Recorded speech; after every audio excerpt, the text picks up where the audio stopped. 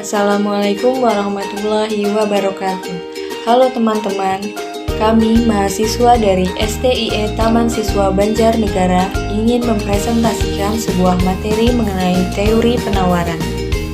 Video ini dibuat guna memenuhi tugas kelompok mata kuliah Teori Ekonomi Mikro dengan dosen pengampu Ibu Ghanimah Zumro'atun Ainiyah, SEM SIMM.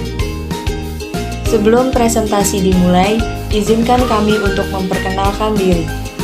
Yang pertama, Aditya Dwi Cahyadi dengan NIM 2202060. Yang kedua, Anggita Amalia Putri dengan NIM 2202012.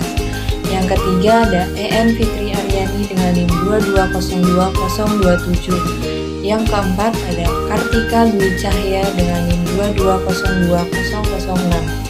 Yang kelima, Katrina Diah Jelita dengan NIM 2202007. Dan yang terakhir ada Risa Trianingsih dengan NIM 2202059. Mari simak video berikut ini.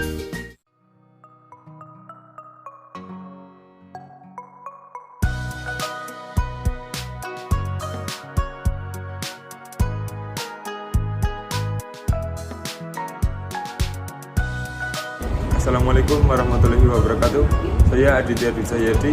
Di sini saya sebagai moderator yang akan memandu jalannya presentasi kelompok kami yang bertema teori penawaran.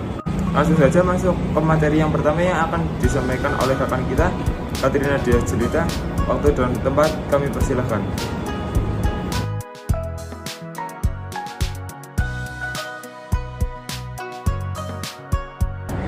Penawaran dalam ilmu ekonomi adalah semua barang atau jasa yang ditawarkan atau dijual pada tingkat yang ada di pasar dalam suatu waktu kurun tertentu, atau lebih singkatnya lagi, jumlah barang atau jasa yang ditawarkan pada tingkat harga tertentu dan waktu tertentu.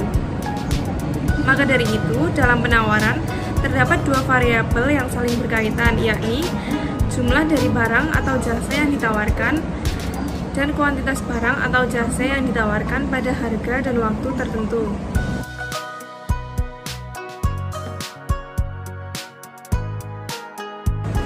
Hukum penawaran adalah suatu pernyataan yang menjelaskan mengenai sifat antara harga dan jumlah barang yang akan ditawarkan oleh para penjual untuk menawarkan barangnya apabila harga naik, dan begitu sebaliknya. Maka dari itu, hukum penawaran berbunyi, semakin tinggi harga suatu barang, semakin banyak barang tersebut yang akan ditawarkan oleh penjual. Sebaliknya, semakin rendah suatu barang, semakin rendah harga suatu barang, semakin sedikit jumlah barang tersebut yang ditawarkan.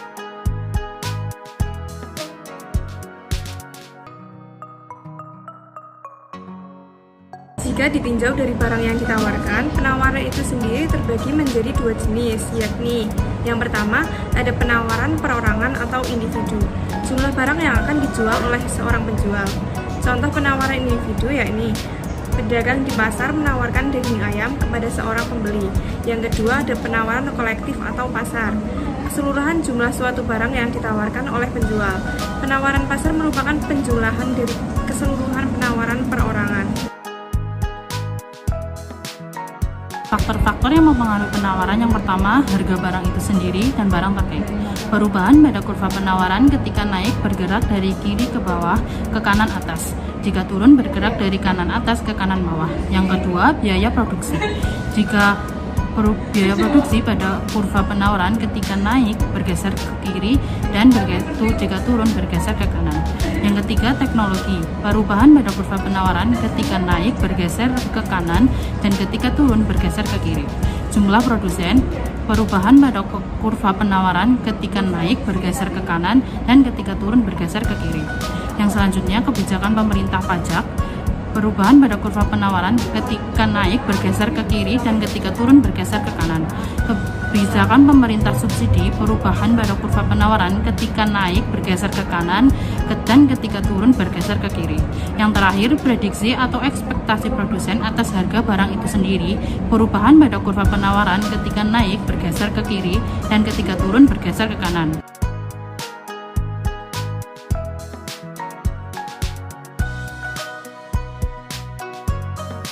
Kurva penawaran adalah kebalikan dari kurva permintaan di mana kurva permintaan memiliki gradien kemiringan atau slope positif yang berarti slope pada kurva permintaan berjalan naik dari pojok kiri bawah ke pojok kanan atas.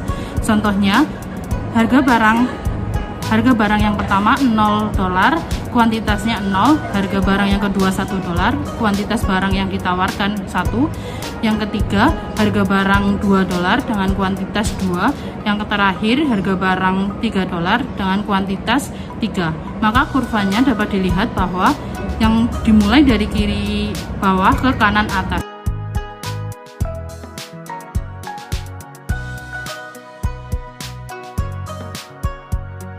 Dalam kurva penawaran ini dapat mengalami pergeseran yang disebabkan oleh faktor ceteris paribus.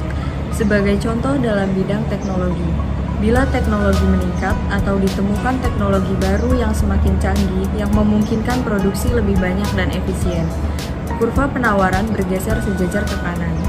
Jika teknologi menurun, maka kurva penawaran bergeser sejajar ke kiri. Oleh karena itu, mengakibatkan pergeseran kurva permintaan. Contoh ini dapat diilustrasikan dalam kurva berikut ini.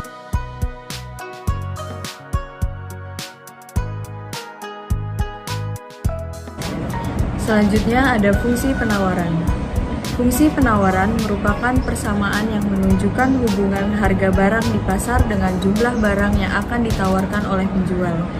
Fungsi penawaran ini digunakan untuk menganalisa kemungkinan banyaknya barang yang akan diproduksi. Bentuk umum dari fungsi penawaran linier yakni Q sama dengan A plus BP. Keterangannya adalah Q sebagai jumlah barang yang ditawarkan, P sebagai harga barang per unit, A sebagai konstanta atau berupa angka, B sebagai slope atau angka atau nilai yang selalu bersama dengan variabel P. Untuk menentukan fungsi permintaan dapat dirumuskan sebagai Q min Q1 per Q2 min Q1 sama dengan P min P1 per P2 min P1. Dengan keterangan Q sebagai kuantitas atau jumlah barang yang diminta, P sebagai harga per unit barang, P1 sebagai harga barang awal atau harga sebelumnya, P2 sama dengan harga barang setelah mengalami perubahan atau kenaikan atau penurunan. Q1 sebagai jumlah barang yang diminta sebelum mengalami perubahan atau permintaan awal. Q2 sebagai jumlah barang yang diminta setelah mengalami perubahan. Ya, terima kasih kepada pemateri yang telah menyampaikan materinya dengan baik. Selanjutnya kita masuk ke sesi tanya jawab. Untuk teman-teman yang ingin bertanya, saya persilahkan. Saya izin bertanya, sebelumnya perkenalkan nama saya Anggita Amelia Putri dengan NIM 2202012. Yang ingin saya tanyakan, dalam dunia ekonomi itu kan ada penawaran dan permintaan. Apakah keduanya saling berhubungan? Mungkin itu saja pertanyaan dari saya. Terima kasih. Saya izin bertanya, sebelumnya perkenalkan saya Risa Trianisih, NIM 2202059. Berkaitan dengan materi penawaran, saya akan bertanya tentang rumus fungsi penawaran. Apakah ada contoh soal tentang fungsi penawaran? Mungkin itu saja pertanyaan dari saya. Terima kasih. Ya, silakan kepada pemateri untuk bisa menjawab pertanyaan dari Mbak Risa dan Mbak Anggita. Menurut saya saling berhubungan karena penawaran tidak dapat berdiri sendiri, karena penawaran hanya akan ada jika terjadinya permintaan. Walaupun penawaran itu kebalikan dari permintaan, namun saat keduanya dipertemukan maka akan mencapai titik keseimbangan atau yang disebut equilibrium. Baik, terima kasih atas pertanyaannya. Izinkan saya menjawab dengan sebuah contoh soal dan penyelesaiannya. Yasmin adalah seorang anak SMA. Dia mulai merintis usaha online shop di bidang fashion. Saat sedang ramai, dia menjual kemeja dengan harga Rp140.000 untuk 20 buah. Jika Yasmin menjual 30 unit dengan harga Rp160.000, maka bagaimana fungsi penawarannya? Diketahui Q1 sama dengan 20, P1 sama dengan Rp60.000, Q2 sama dengan 30, dan P2 sama dengan Rp80.000. Gunakan rumus persamaan garis lurus.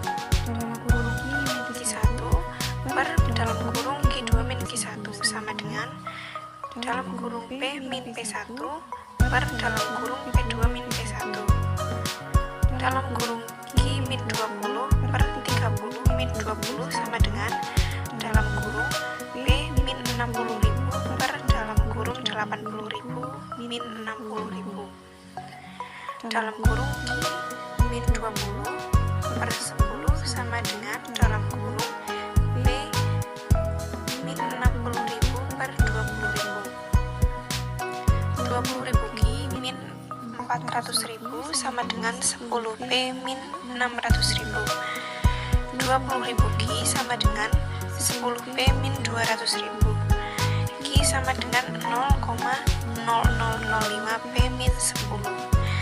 Jadi fungsi penawaran tersebut adalah Q 0,0005 P min 10. Terima kasih atas pertanyaan dan jawaban yang telah disampaikan. Dari presentasi kelompok kami, dapat saya simpulkan bahwa teori penawaran adalah jenis barang yang ditawarkan produsen ke konsumen pada harga tertentu dan waktu tertentu.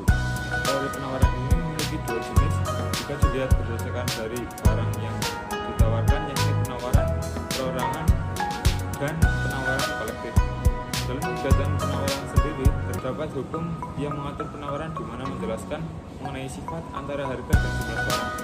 Ada beberapa faktor yang mempengaruhi adanya penawaran itu sendiri, serta dalam teori penawaran ini terdapat fungsi penawaran yang dapat menunjukkan hubungan pasar harga barang di pasar dengan jumlah barang yang ditawarkan produsen, atau dengan kata lain sebagai analisa kemungkinan barang yang akan diproduksi selanjutnya.